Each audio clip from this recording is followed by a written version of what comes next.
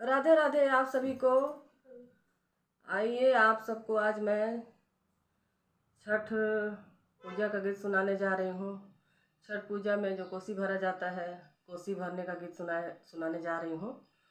और अच्छा लगे तो वीडियो को शेयर करिएगा, लाइक कमेंट करिएगा और हमारे चैनल को सब्सक्राइब करिएगा। आइए आप सबको सुनाती हूँ कोसी भरने वाला गीत। छठ मैया का बहुत ही सुंदर है। चलिए सुनते हैं।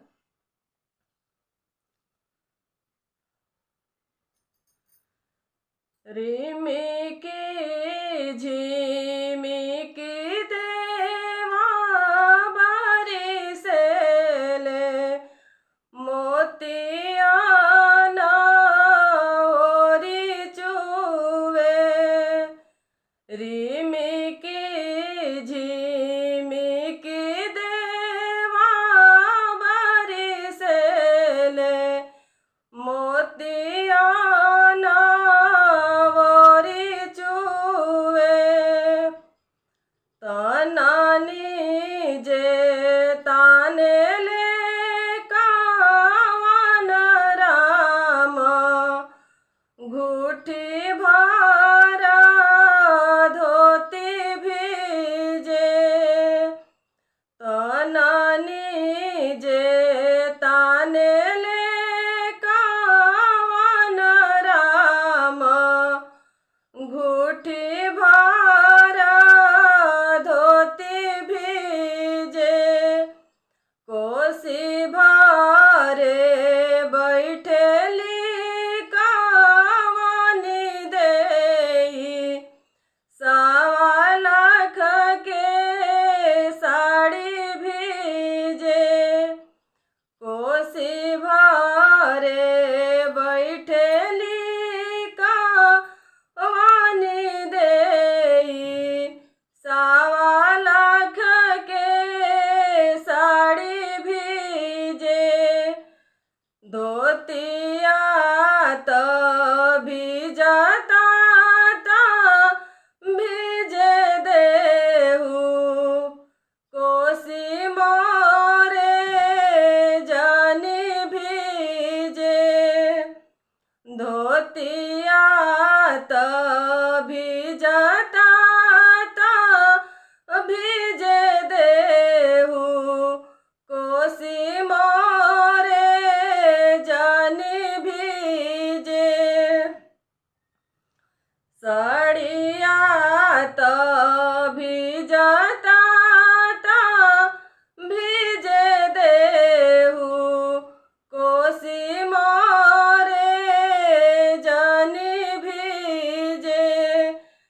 साड़िया तो भीजता ता भीजे देहू कोसी मोरे जानी भीजे। रिमिकी झिमिकी देवा बारिशले मोतिया ना ओरी चुए।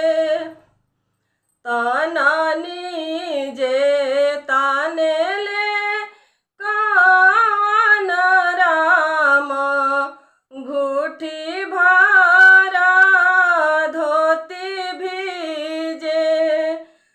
तनानी जे ताने ले कावन राम घूठी भारा धोती भीजे।